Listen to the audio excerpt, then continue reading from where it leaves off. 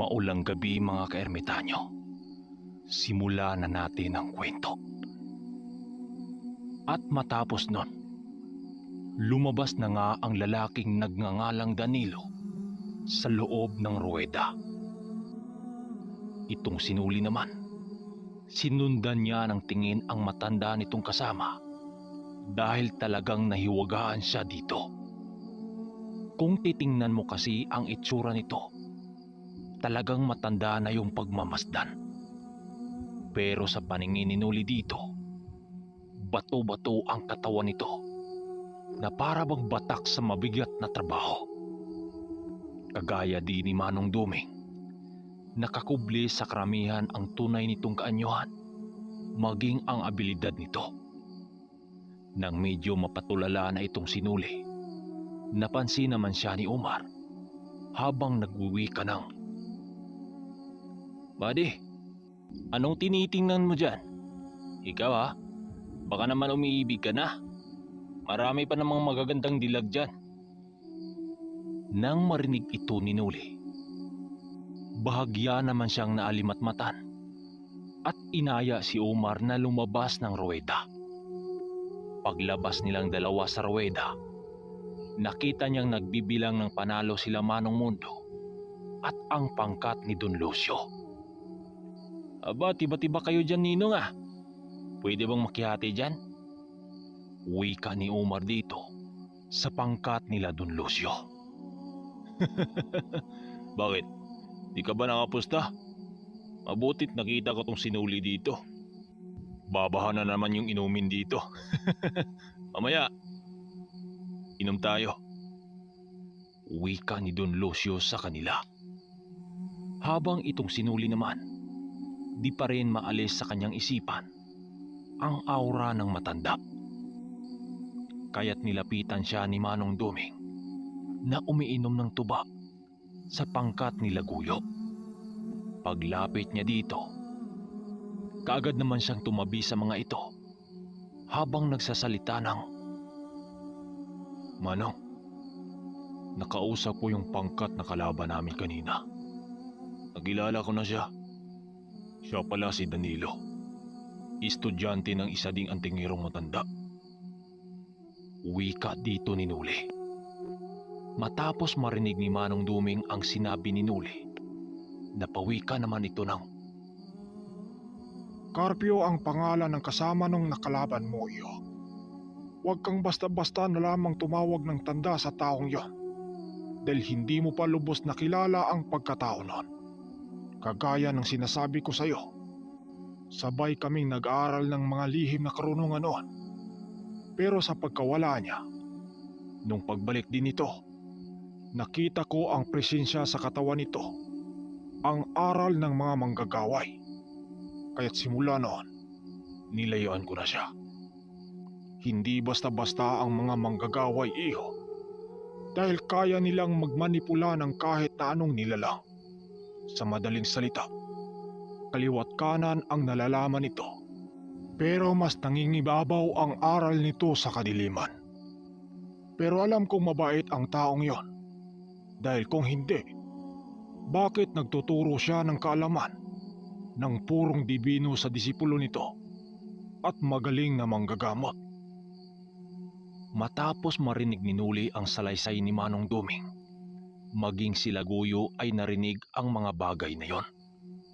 Hanggang sa nilapitan sila ng pangkat nila Manong Mundo at Don Lucio, at doon na pag-usapan ng kanilang pangkat. Nailaban na nga nila ang manok ni Guyo. Sa unang labanan sa manok ni Guyo, tanging mga ordinaryong mananabong lang ang nakaharap nila. Dahil mga ordinaryong mananabong lang naman ang nakasagupan nito, hindi na nakikialam dito si Noli dahil kayang-kaya na ito ni Guyo. Ang kaibigan niyang kasing yon, nagtataglay din ito ng mga pampaswerte sa sugal, kaya't kampante siya dito. Sa unang arangkada ng manok ni Laguyo, nagawa namang nakalusot ang pambato ni Laguyo kahit sugatan ito. Masaya namang nanonood ang pangkat nila Manong Mundo at Don Lucio dahil sunod-sunod ang panalo nila. Pumusta naman si Nuli sa manok ng kaibigan niya pero lahat ng panalo niya dito, ibinigay niya sa mga nagtitinda ng mga kakanin at tuba doon sa sabungan. Pero ang pamaraan niya sa pagtulong ay ang ama ni Omar ang binigyan niya ng salapi para ipambibigay sa mga tao dahil kilalang retire na doktor ito sa kanilang lugar.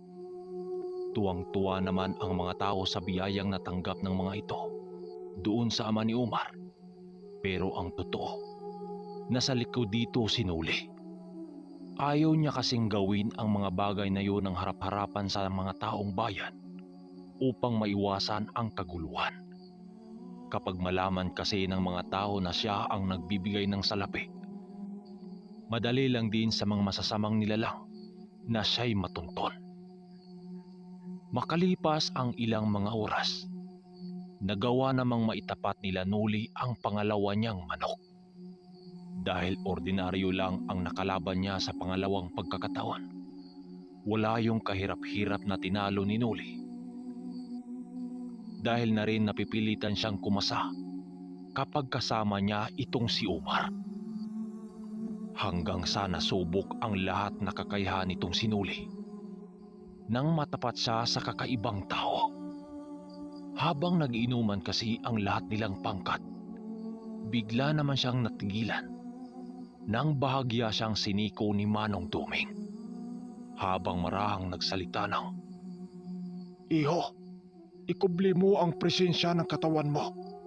Andito ang lahi ng mortal mong kaaway. wika nito sabay titig sa halos 15 kalalakihan na may kakaibang aura sa katawan. Nang marinig ito ni Nuli, kaagad naman siyang nag-uusal ukol sa sinabi ni Manong Duming. Nang tapos na siya, nagwika naman siya ng, Bakit? Sino Manong? Tanong niya sa matanda, habang bakas sa kanyang pagmumukha ang pagtataka. Dahan-dahan siyang hinila ni Manong Duming sa may sulok ng sabungan sa hindi malamang dahilan. Nang makarating na sila sa isang kubo na dating tindahan, nagulat naman siya sa sinabi ni Manong Duming. Ayan, pagmasdan mo ang grupong yan. Turo nito sa halos 15 kalalakihan. Nang makita ni Nuli ang ibig sabihin ng matanda, halos naman siya maihi sa kanyang salawal nang makita niya ang halos 10 pinuno ng mga sungaw at mayroong 5 kasamang matataas na uri ng dabunan. Kaagad lumusot ang pangatlong mata nitong sinuli sa mga nilalang, kaya't kaagad niyang nakita ang tunay nitong budhi. Papanong buhay pa ang lahi na yan, Manong? Akala ko ba, naubos na natin sila? Wika ni Nuli na may halong takot. Anong naubos? Iilang galamay pa lamang ang napaslang mo sa mga sungaw. At yan, siguradong hindi mo pa nakasagupa ang mga yan dahil sila ang mataas na uri ng mga sungaw. Mag-ingat ka, iho. Alam kong ikaw ang hinahanap ng mga yan. Wika nito sa kanya. Ayon kay Manong Duming, mas dubling pag-iingat ang dapat niyang gawin dahil merong mga gabunang dala ang mga nilalang na yon. Sa patuloy nilang pagmasid sa mga yon, halos naman masindak itong sinuli. Nang masilayan niya ang mga marka sa katawan ng mga nilalang na yon, magamat natabunan ang mga katawan nito sa mga makalumang damit nitong suot, kitang-kita niya ang bungo ng guhit sa isang demonyo sa mga dibdib ng mga sungaw. Nagbabaga din ang mga marka nito sa dibdib nang siyang halos hindi maintindihan ni Nuli. Habang naglalakad ang mga ito papasok sa sabungan, animoy meron itong inaamoy sa hangin. Alam ni Manong Duming na sila ang pakay nito, kaya't kagad silang nagyaya na umuwi na sila sa bahay nila Umar. Sakto namang mag-alas 5 na yun kaya't pumayag na din ang pangkat nila Umar na umuwi na sa kanilang baryo. Sa mismong sabungan pa lang, na ang pagpakawala nilang dalawa ng mga sabulag sa paligid upang hindi sila matunto ng mga nilalang na naghanap sa kanilang dalawa. Habang naglalakad sila, hindi naman mapakali si Nuli at patuloy pa ring nag-usal. Nang mapansin siya ni Manong Duming na animoy balisa siya, hinawakan lang siya nito sa ulo habang nagsalita ng, Kumalma ka lang iyo. Hindi na tayo nila masusundan. At isa pa, huwag kang matatakot. Kasama natin ang pangalan ng Panginoon. wika ni Manong Duming. Matapos marinig ni Nuli ang mga kataga na yon, bagya naman siyang kumalma. Pagkarating nila sa farm nila Umar, tila ba nawala sa isipan nitong si Nuli ang panganib sa paligid nilang nararamdaman. Nasa 6:00 na yun ng hapon at naging abala kasi sila sa pagkakatay ng mga bihag nilang manok para gawing pulutan. Nang luto na ang mga bihag nilang manok, ang iba ay ginawa nilang hapunan at ang iba naman gagawin nilang pulutan sa tuba. Ipaparis nila yon sa inumin ng mga nakakalasing. Habang kumakain sila sa mahabang misa sa labas ng bahay nila Umar, ramdam naman nila ang labis na kasayahan ng mga oras na yon. Ano Mano? Di ba masarap talaga yung bihag na manok? Kahit asin lang at tanlad. Ang sarap. Wika naman ni Umar habang subo-subo ang ulo ng manok. Nang marinig ito ni Manong Duming, bahagya naman itong tumigil sa pagngunguya at nagsalita ng, Talagang masarap iyo kapag palaging ganito. wika naman ni Manong Duming. Makalipas pa ang 1 oras, inilabas na ng mga tauhan nila Umar ang mga inumin para simula na ang tagay. Pero sa lahat ng mga masasarap na inumin na yon, wala doon ang natipuhan ng matanda. Ang tuba ang hinahanap nito, kaya't naglabas ng tuba si Umar at sila ni Manong Duming ang sabay uminom dito. Habang sinuli Guyo at Leroy, pinag-uusapan nila ang mga nagaganap sa araw na yon. Kasama nila si Manong Mundo at ang ibang katauhan nito. Hindi kasi nakasama sina Don Lucio sa bahay nila Umar dahil kaagad yung umuwi sa sabungan. Doon sa sabungan pa lang. Habang sa kalagitnaan ng kanilang pag-inuman, biglang natigilan ang lahat nang magsabay-sabay na umalulong ang mga aso sa labas ng bahay nila Umar. Nang mapansin yun nila Nuli, kaagad naman siyang sumilip sa labas dahil iba talaga ang naramdaman niya. Tila kasi bumaho ang hangin sa paligid na kanilang nalalanghap at may halong animoy usok na nanggaling sa asopre. Pagsilip niya sa labas ng bakod sa bahay nila Umar, bigla naman siyang nagulat nang makakita siya ng grupo ng mga tao na nagbabaga ang mga mata. Dahil sa kanyang mga nakita, kagad naman niya itong ipinagbigay alam kay Manong Duming. Ano? Paano nasundan tayo ng mga aswang dito? Wika niyang pabulong kay Manong Duming na hindi napapansin ng mga pangkat nila. Napatingin naman sa kanya si Manong Duming at doon napagtanto nilang dalawa na kaya nasundan sila ng mga aswang dahil sa kwintas na ibinigay ni Manong Duming doon kay Guyo. Kaya't nasundan sila dahil sa presensya nitong taglay. Hindi rin kasi nilang dalawa naisip si Guyo na hindi nabalutan ng sabulag. So mga kaermitanyo, hanggang dito na muna. Sa susunod na part 60, dito na ang magaganap. At dito na masabay ang kwento ng pangkat nila Danilo dahil hindi nila iyon kakayanin. Kaya't ang kanilang ginawa, inabisuhan nila sila Guyo na huwag lalabas ng bahay nila Umar. Dahil kapag lalabas sila ng bahay nito, magdudulot lang ito ng labis na pinsala sa buong paligid ng lugar nila Manong Mundo. Kampante naman si Manong Duming na hindi galawin ng mga nilalang na yon ang pamilya nila Umar, dahil silang dalawa lang talaga ang pakay ng mga ito. Nang mga oras din na yon, nagulat naman ang pamilya nila Manong Mundo nang nagpaalam na ang pangkat nila Nuli na umuwi na sa lugar nila. Dahil napag-usapan ka sila noong una na doon sila magpaumaga sa bahay nito. Pero dahil sa mga nilalang na patuloy na sumusunod sa kanila, hindi na sila napigilan ng mga ito. Pasensya muli, Mondo. Dahil nabigo kita sa pagkakataong ito. Masaya nga tayong napadpad kami rito. Pero may dala-dala naman kaming sumpa. Pero sana maintindihan mo ko. May mahalagang misyon lang akong kailangang gampanan sa lugar na ito. Nang marinig ng ama ni Umar ang paalam ni Manong Duming, huminga lang naman ito ng malalim. Sige Manong, mag-iingat ho kayo.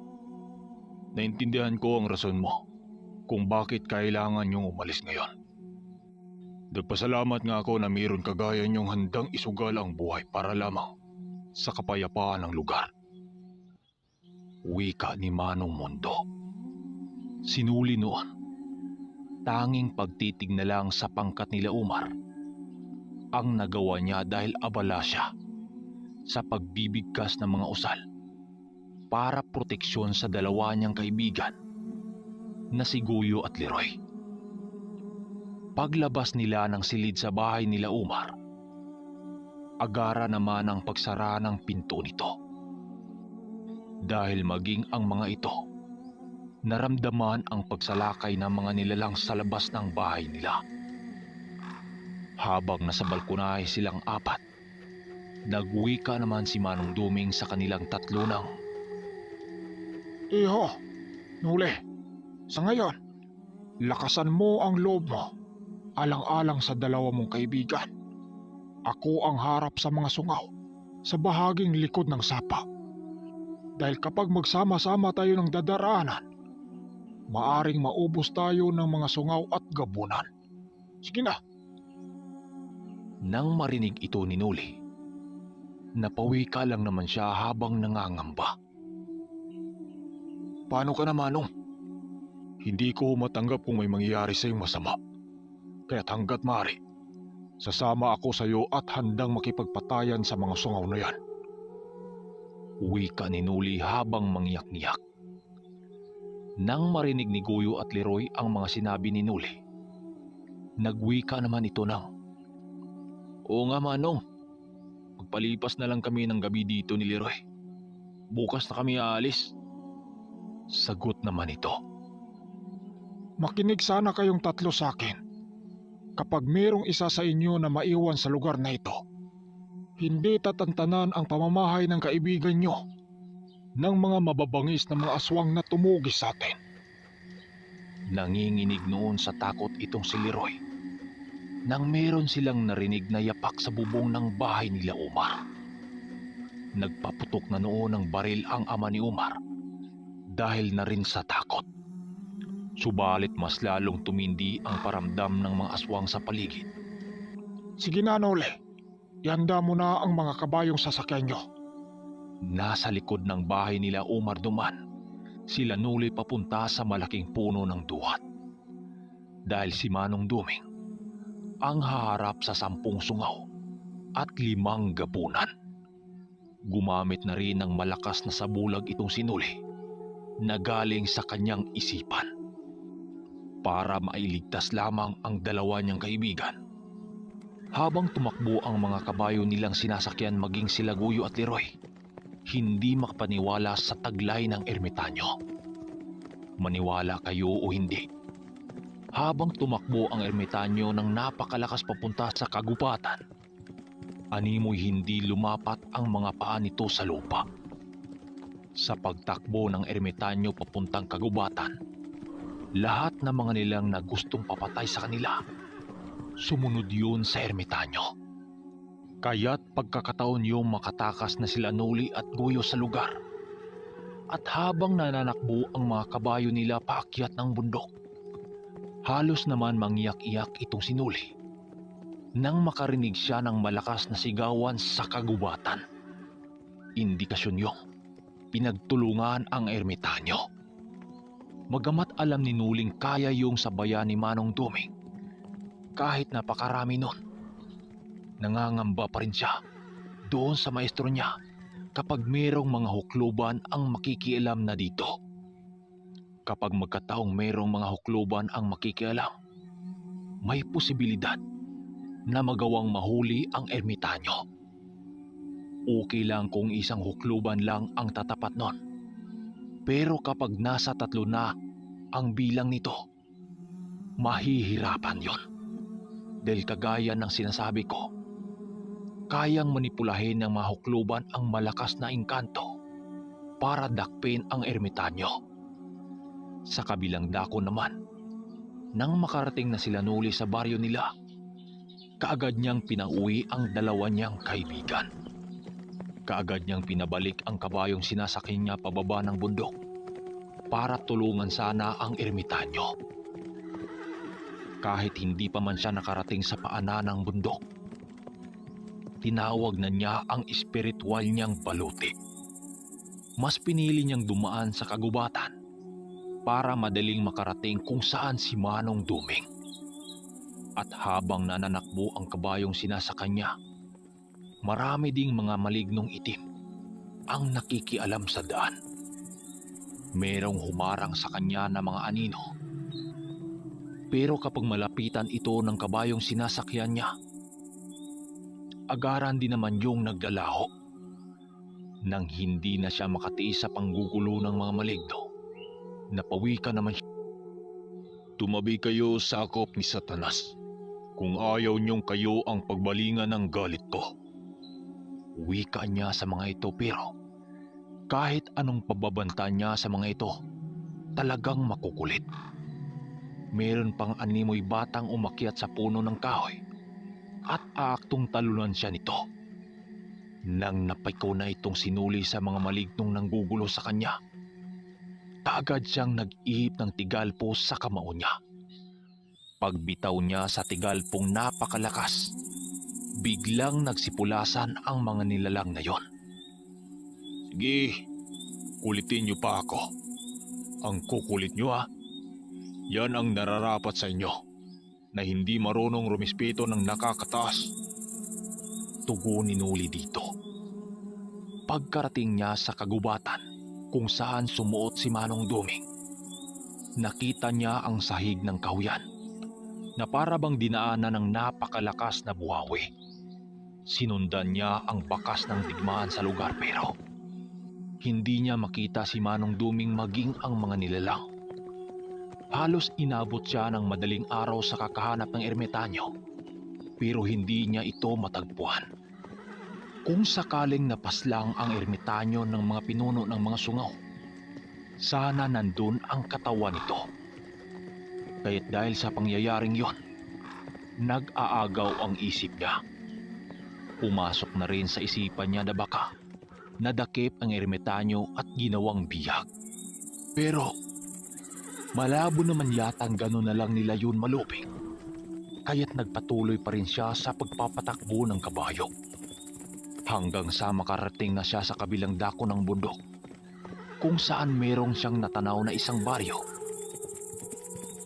Alam niyang mga tao lang ang nakatira doon, kaya't pinili niyang magpaumaga sa baryong yon dahil na rin sa pagod ng katawan niya. Itinali na muna niya ang kabayong dala niya sa puno ng kahoy bago siya magpasyang magpahinga sa lugar na yon. Nakaupo siya noon nakasandal sa puno habang inantay na siya ay antukin. Subalit hindi pa man siya inabutan ng umaga. Nagulat na lang siya ng pagbuka ng mga mata niya. Nakagapos na siya sa kanyang sinasandalang puno na hindi niya namalayan. Pero ang ipinagtataka niya, wala namang tao sa paligid. Doon niya napagtanto na aswang ang may gawa sa kanya nun. Maya-maya pa, merong lumabas na isang lalaki sa damuhan na may itsurang nakakatakot. Humpak ang pagmumukha nito at merong matang nanlilisik sa dilim. At nakabahag lang din ang nilalang na yon. Nang makita ito ni Nuli, nagwika naman siya dito ng, "Hoy, pakawalan mo ko rito. Kapag ako ang nakawala dito, ipapakain ko sa iyo ang lamang lobo." Paninindak ni Nuli dito, pero nagulat siya sa isinagot nito sa kanya. Yun kung makawala ka sa pagkagapos mo. Bakit ba napadpad ka sa lugar na ito? Hindi mo ba alam na bawal sa lugar na ito ang hindi namin kadugo? Sakto. May magaganap na salo-salo sa amin ngayon. Ikaw ang ihahanda namin. Wika nito at doon nagulat si Nuli dahil binata ang boses nito. Maya-maya pa, nagsisilabasan ang mga kasama nito sa talayban. Ganun ba? Ito pala ang hanap nyo. Pasensyahan na lang tayo.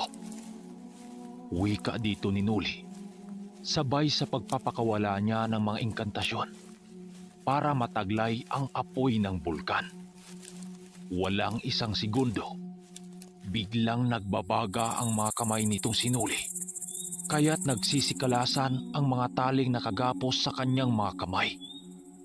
Nang makita ng mga aswang na walang kahirap-hirap na nakawala si Nuli, halos hindi naman maipinta ang mga itsura nito. Mas lalo pang nasindak ang mga ito nang lumitaw sa kanyang kanang kamay ang kampila ni Arkanghel. Tatakbo pa sana ang aswang na gumapos sa kanya pero nagawa na niya itong mabato ng mga pamako. Ngayon, gawin mo nga ang mga balak mo sa akin. Wika ni Nuli dito at itinaas ang kanyang kampilan. Nang akmang hahatawin na niya ito, nang hawak niyang kampilan, biglang merong umeksina sa kanilang dalawa. Teka, huwag mo siyang patayin. Wika ng isang aswang at biglang lumuhod sa kanyang harapan. Patawarin mo ang kapatid ko, Ginoong Nuli. Hindi niya alam ang kanyang ginagawa. Wika ng isang nilalang. Pagtingin nito sa mga mata ni Nuli, napanganga naman itong si Nuli sa nilalang na kanyang nakikita. Dahil ang nilalang na lumuhod sa kanyang harapan ay ang pinunong gabo ng pinakawala ni Manong Duming noong nakasagupan nila ito sa labanan. Put mo! Bakit? Gusto nyo na bang malipol ang lahi nyo? Wikang galit na galit ni Nuli. Patawad muli, Ginoo. Hindi ka nila kilala. Ako na mismo ang hihingi ng tawad sa inyo. Hoy, kayong lahat. Lumapit nga kayo rito. Lalo na ikaw, demonyo Kaisoy. Ang bunggaitang sinuli pa talaga ang napagdiskitahan nyo. Lord! Wika ng gabunan sa lalaking gumapos kay Nuli. Maniwala kayo o hindi, ang lahat ng mga aswang na naroroon, lumuhod ito sa harapan ni Nuli, habang umiyak at kumain ng lupa.